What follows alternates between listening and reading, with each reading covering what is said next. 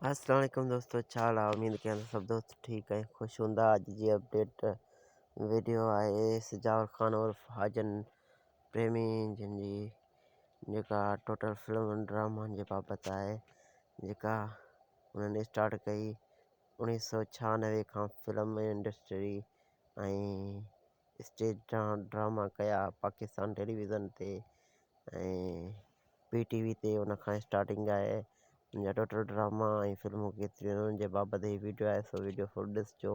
ख़ासि तव्हां जे लाइ मूं वीडियो ठाहियो आहे ऐं अञा अब्बास गुलोटाणे जो बि वीडियो आहे, उहो बि ठाहींदासीं। सो जेकॾहिं असांजी महिनत तव्हांखे पसंदि अचे त कमेंट ज़रूरु कजो, लाइक ज़रूरु कजो, शेयर ज़रूरु कजो ऐं असांजे चैनल ते नवां आहियो त चैनल खे महिरबानी करे सब्सक्राइब करे छॾियो। जीअं तव्हांजे सब्सक्राइब करण सां को बैलेंस कोन ईंदो पर असांजी हौसला अफ़ज़ाई थींदी।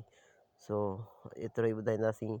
बाक़ी हलूं था पंहिंजे मेन टॉपिक जे तरफ़ त हुन टोटल ड्रामा ऐं फिल्मूं केतिरियूं कयूं। सो हलो वीडियो करियूं था स्टार्ट।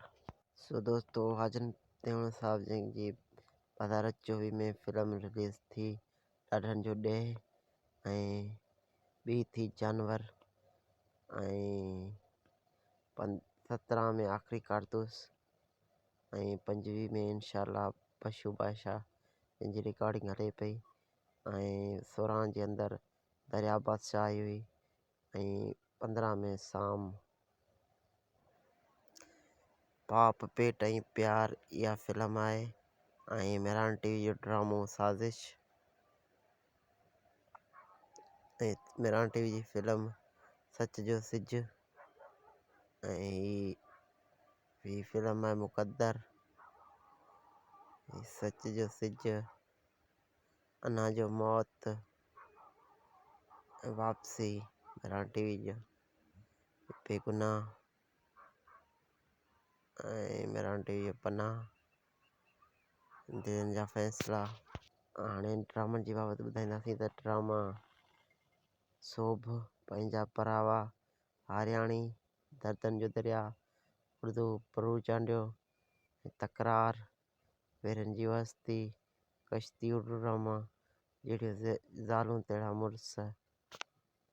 सो दोस्तों, तव्हांखे मां पहिरां ॿुधायो 1996 में स्टार्ट कयो हाजन भाउ ड्रामनि में ऐं हिन ड्रामनि खे वॾो टाइम ॾिनो, तंहिंमें फिल्मुनि जो तमामु घटि आयूं जेके मूं टोटल करे तव्हांखे ॿुधाया ऐं के फिल्मूं रिलीज़ न थियूं, ड्रामा रिलीज़ न थिया ऐं रिलीज़ थिया त मेरान TV ते तमामु जाम ड्रामा हलिया हाजन भाउ जा, जेके अॼु ताईं इंटरनेट ते मौजूदु न आहिनि, नथा मिलनि।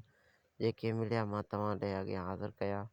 हाजन भाउ जा त हीअं सभई ड्रामा आहिनि पर जेके मिली सघिया उन्हनि जा तव्हां जे अॻियां मूं लिस्ट खणी आंदो ऐं अॻियां वीडियो ॿी वीडियो सुभाणे इंशाअल्लाह या परीं ठाहींदासीं ऐं उन में अब्बास गुलोटाणे जा शुरू खां वठी आख़िर ड्रामनि ऐं थोरो पहले फिल्मनि जे बाबति वीडियो हूंदो, उहो बि फुल ॾिसिजो ऐं जंहिंजे बारे तव्हां कमेंट कंदा उन जे बाबति बि वीडियो ठाहींदासीं इंशाअल्लाह।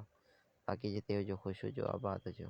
बाक़ी तव्हांखे ड्रामनि जे बाबति हक़ीक़तूं ॿुधाईंदासीं, कूड़ न, छो त हींअर को बि ऑफिशियल डेट न आहे ऐं न ई के सिंध TV या केतिरनि जा ड्रामा आहिनि उन्हनि जे बाबति का नई अपडेट आहे मूं वटि जो मां कूड़ हणी तव्हांखे ॿुधायां। सो उन्हनि जी उमेदु आहे त ईद ते रिलीज़ कंदा या ईद खां पोइ रिलीज़ कया वेंदा। बाक़ी इहा हुई अपडेट।